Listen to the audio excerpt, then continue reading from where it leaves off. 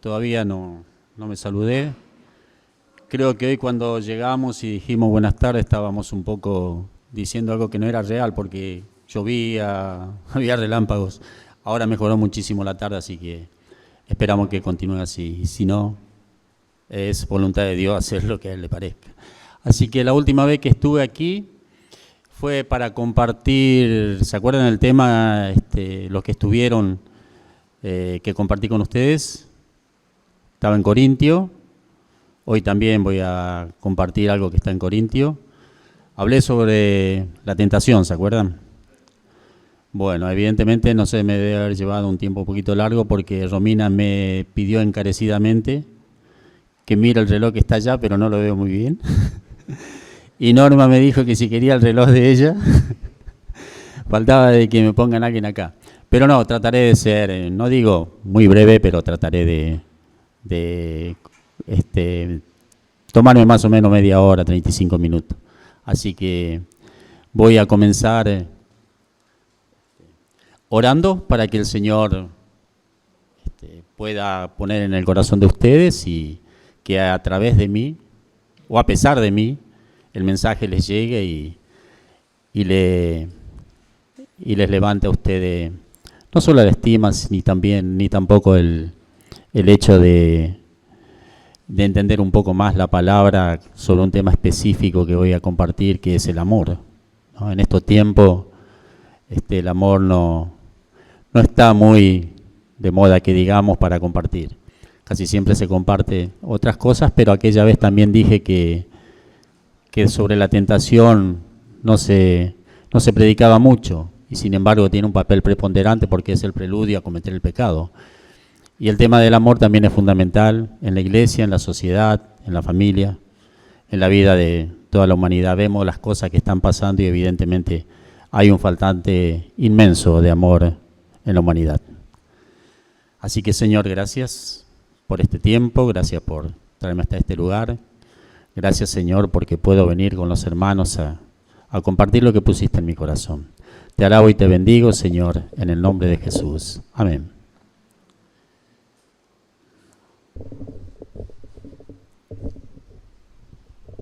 Quiero que busquemos en 1 Corintios capítulo 1, 2 versículos. El versículo 4 y el versículo 4 hasta el 7. 1 Corintios, para poner en contexto el tema que voy a compartir con ustedes.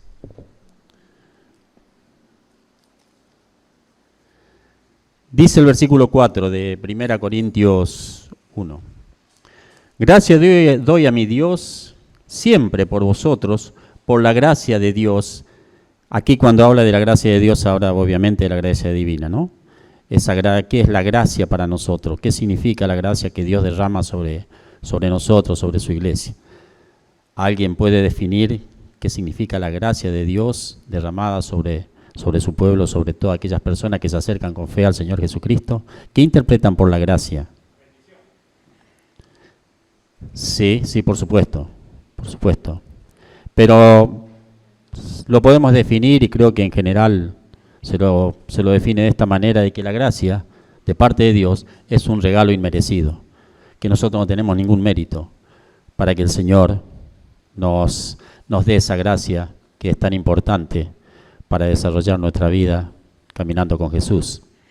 Acá dice entonces: gracias doy a mi Dios siempre por vosotros, por la gracia de Dios que os fue dado en Cristo Jesús, porque en todas las cosas fuisteis enriquecidos en Él, en toda palabra y en toda ciencia. Vayan poniendo atención a lo que voy leyendo.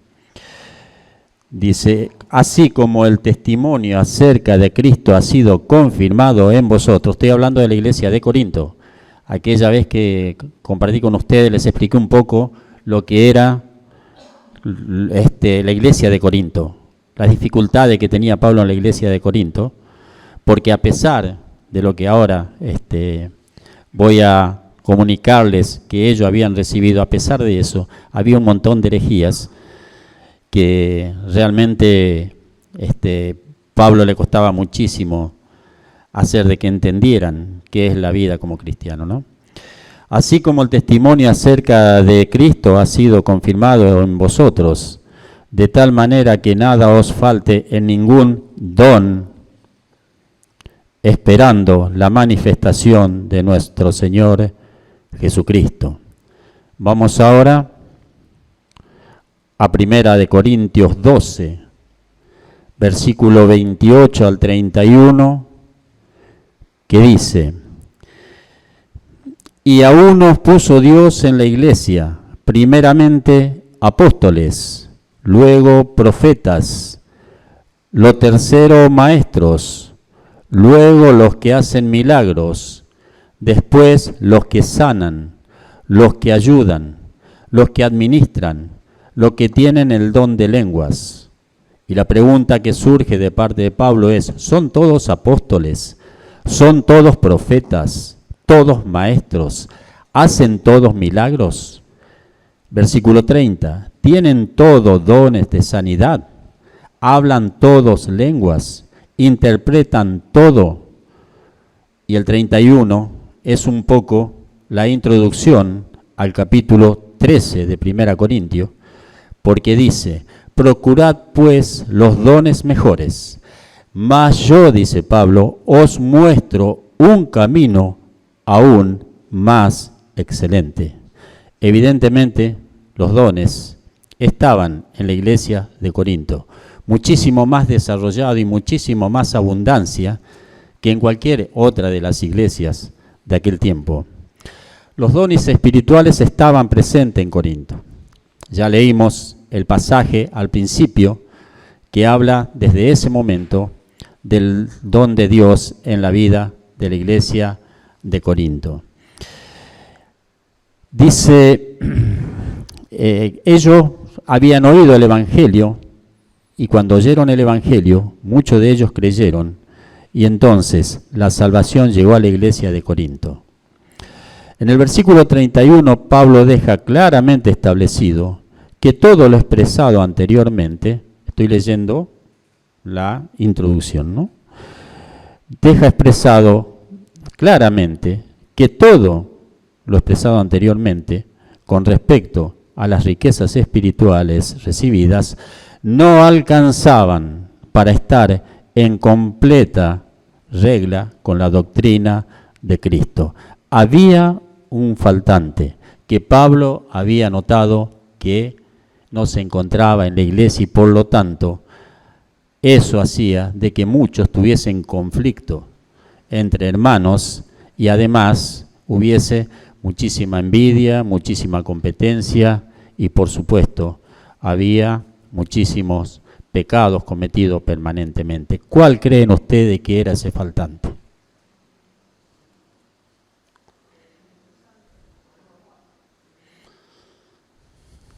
El amor. El amor. Una iglesia sin amor, aún el Espíritu Santo se puede manifestar, pero una iglesia sin amor es imposible que funcione realmente como el Señor quiere que funcione. Hoy nos enteramos por ahí muchas veces que por el faltante de amor entre los hermanos que quedan para el mundo, ¿no? A veces hay competencia, a veces hay conflictos, a veces hay diferencias, y eso la verdad es lamentable. Pero indudablemente, si no existe el amor entre los hermanos, eso va a seguir sucediendo. Pablo entonces, ¿qué hace? Escribe en la carta de Corinto, en el capítulo 13, lo que es conocido y es llamado como la preeminencia del amor. ¿Qué significa la preeminencia del amor? Que está por encima de todas las cosas. ¿Y por qué? Porque el amor nos identifica inmediatamente con Jesús. La esencia de Dios, ¿qué es? El amor. Dios es amor, dijo Juan en su primera carta. Dios es amor. Esa es su esencia.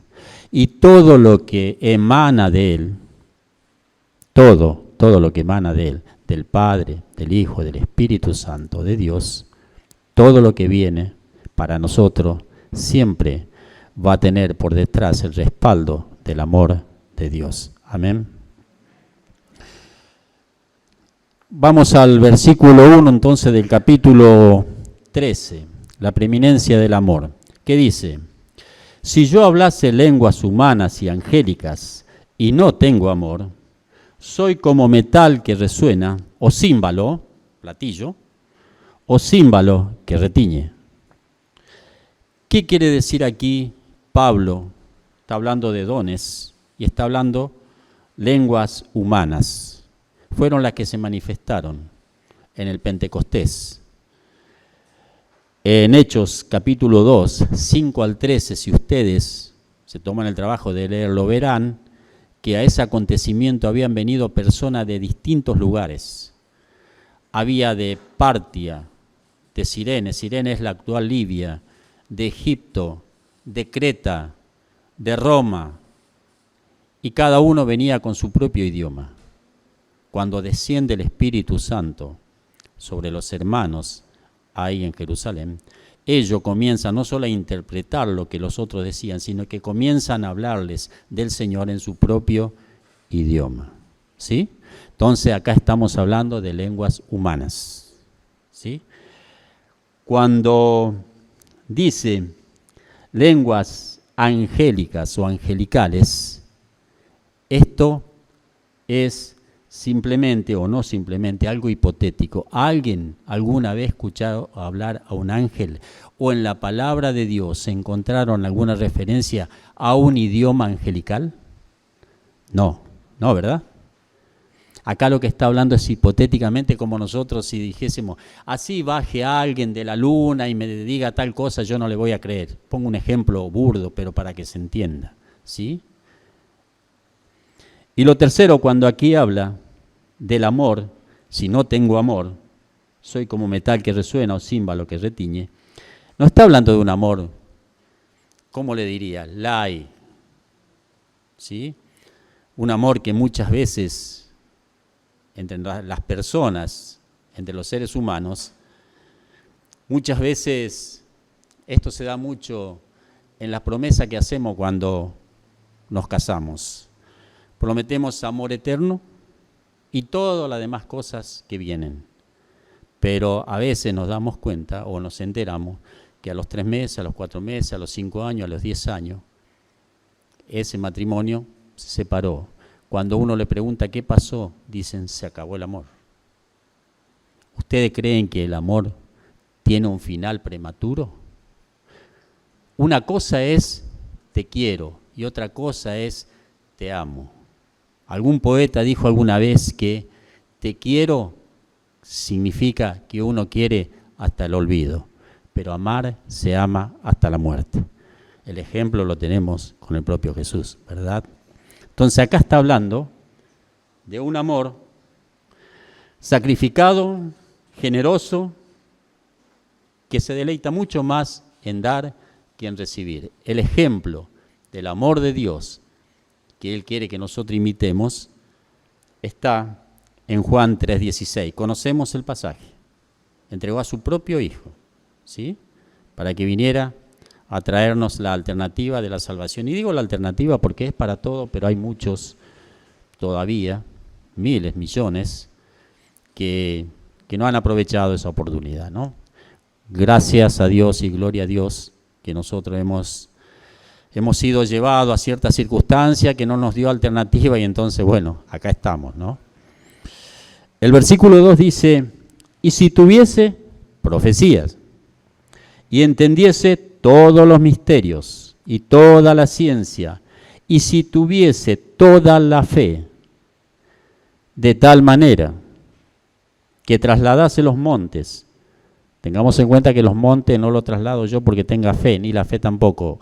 El monte puede ser trasladado por la fe puesta en Dios y Él es el que traslada los montes, ¿sí? Nosotros lo que hacemos es tener la fe de que Él lo va a hacer y nos puede mostrar, ¿verdad? De tal manera que trasladase los montes y no tengo amor, nada soy. ¿Qué significa esto? Que soy simplemente una criatura. No soy más que eso, ¿sí? Y aquí cuando habla de la fe, está hablando del don de la fe. La fe es un regalo de Dios, ¿sí? Aquellos que, en mi tiempo, cuando yo no conocía al Señor o no creía, ¿sí? Yo también, a veces me decían, no sé, jugaba al fútbol o en el trabajo, che, ¿te tenés fe para hoy? Sí, yo me tengo fe, ¿no? A otro le podías preguntar y te decía, no, yo soy una persona de fe, yo confío mucho, yo tengo mucha fe. ¿Pero en qué tenés fe? No, tengo fe, yo tengo fe que todo va a salir bien. Y esas personas, y yo me incluyo, terminaba siendo yo, y son actualmente hoy incluso, personas que tienen fe en la fe. No dicen en qué tiene fe.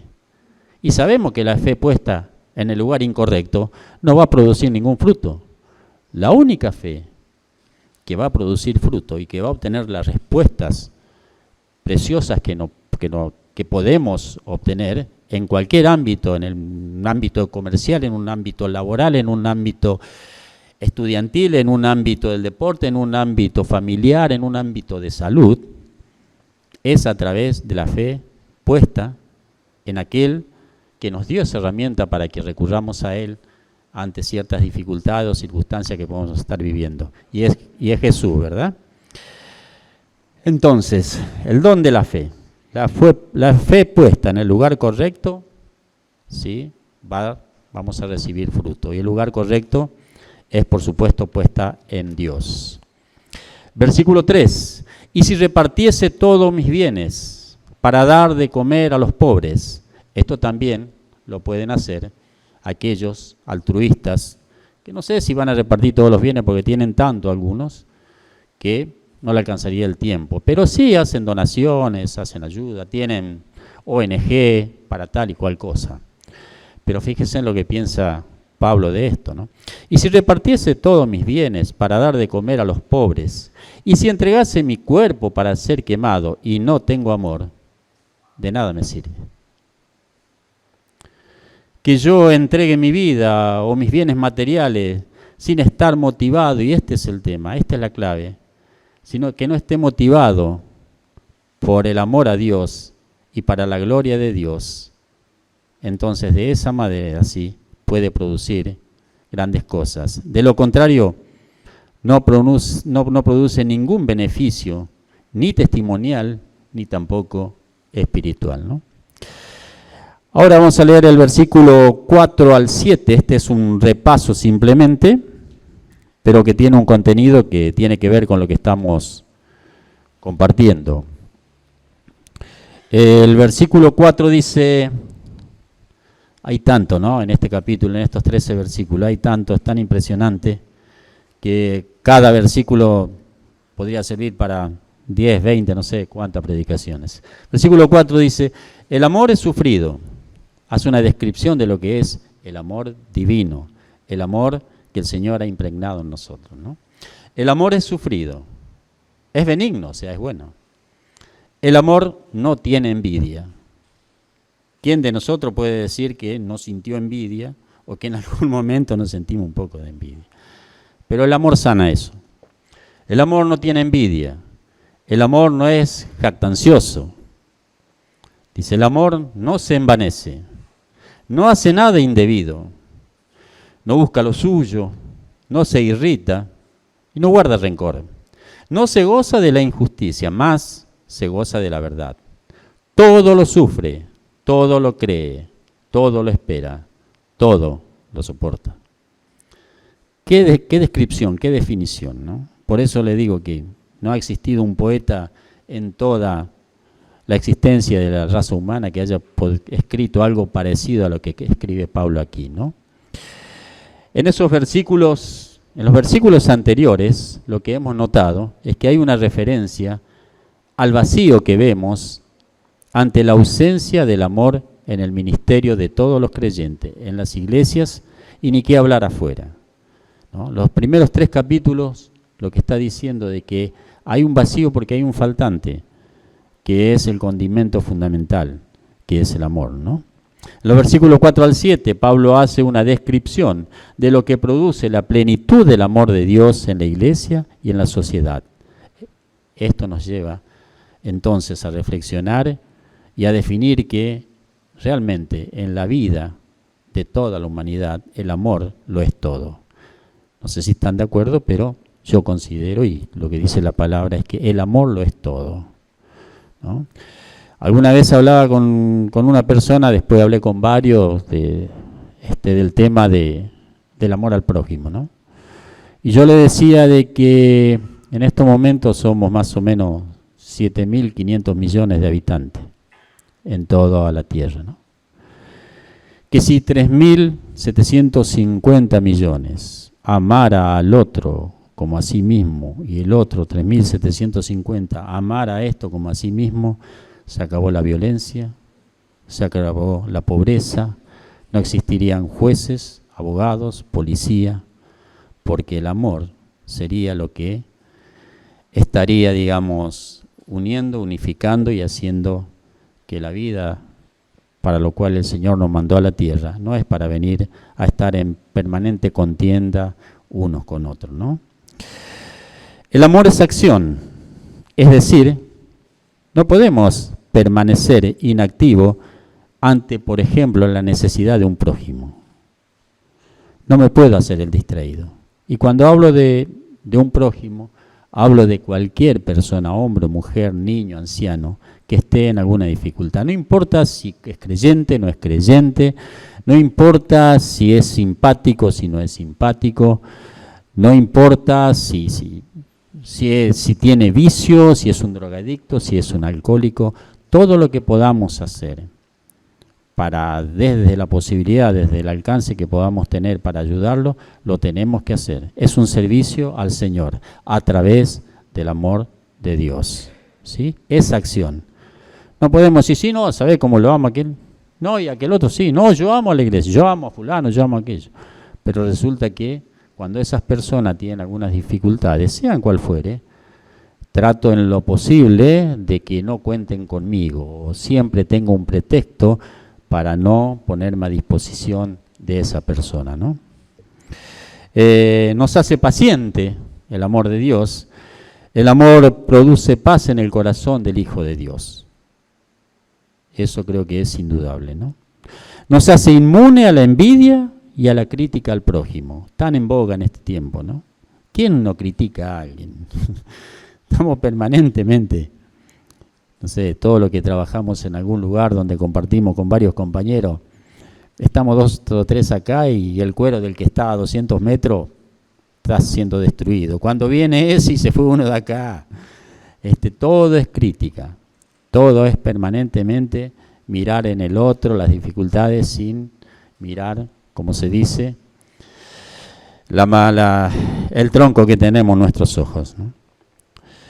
Nunca se complace en la caída de un hermano, y esto sí que es directamente importante dentro de la iglesia. Muchas veces, cuando nos enteramos de que un hermano cayó en pecado, en alguna dificultad, o se apartó, hacemos largos comentarios de los motivos, de por qué, y la verdad que nosotros realmente no tenemos ni las herramientas, ni tampoco tenemos la autoridad como para estar opinando, analizando por qué ese hermano, esa hermana se fue de la congregación. Lo que sí podemos hacer es visitarlo, llamarlo por teléfono.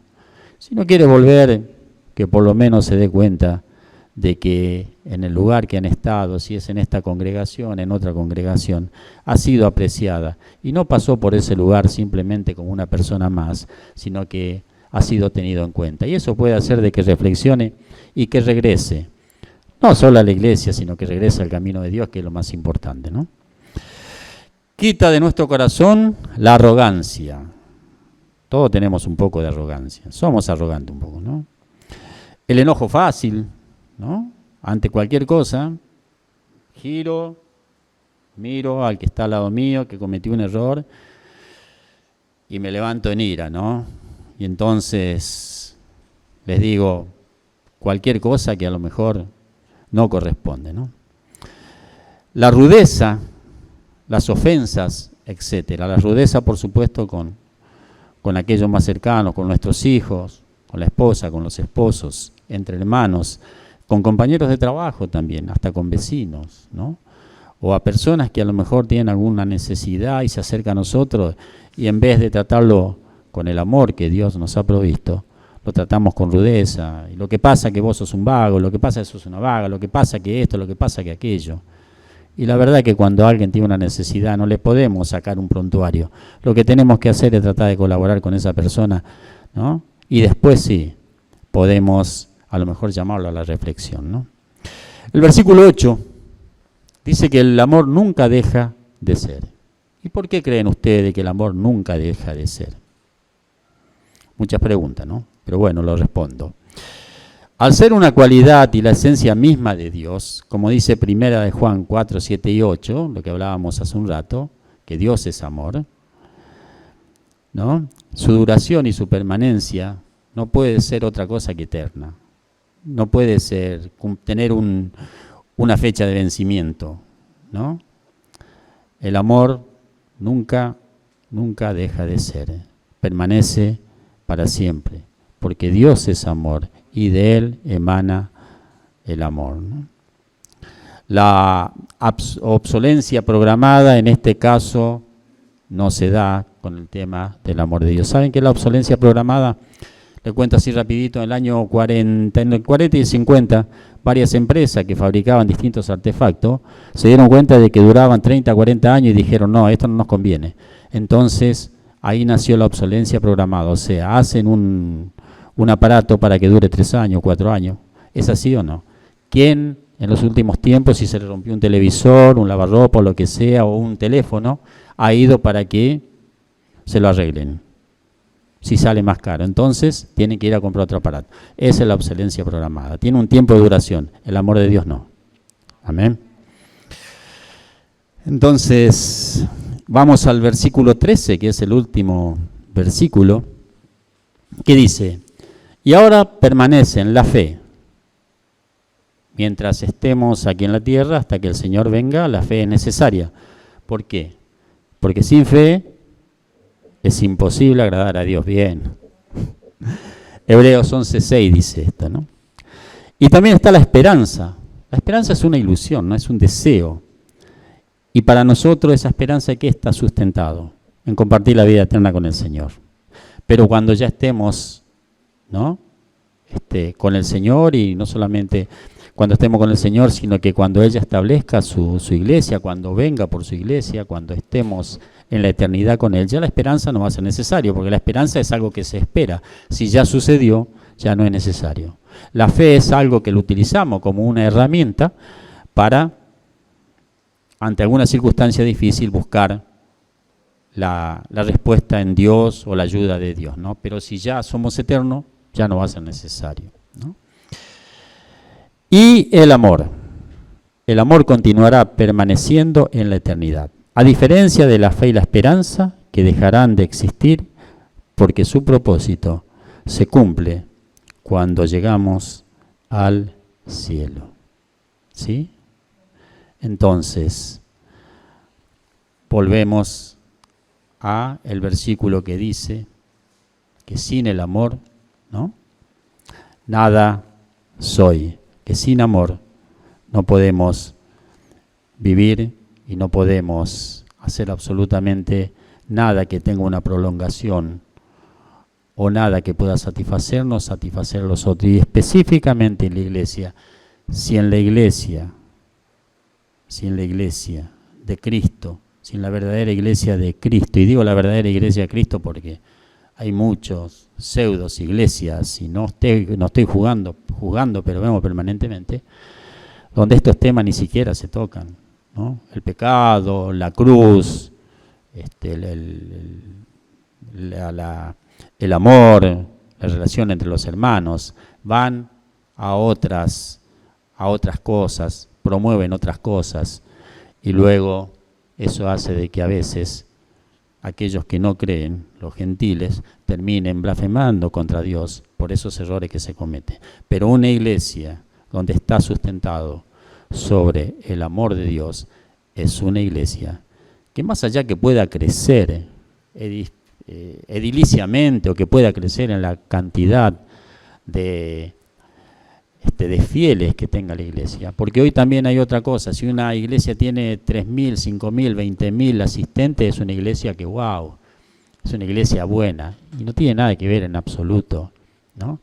Si una iglesia que está sustentada en el amor de Dios, evidentemente va a carecer de conflicto, y todas aquellas cosas que mancomunadamente intenten hacer, el Señor no va a tener duda de responder.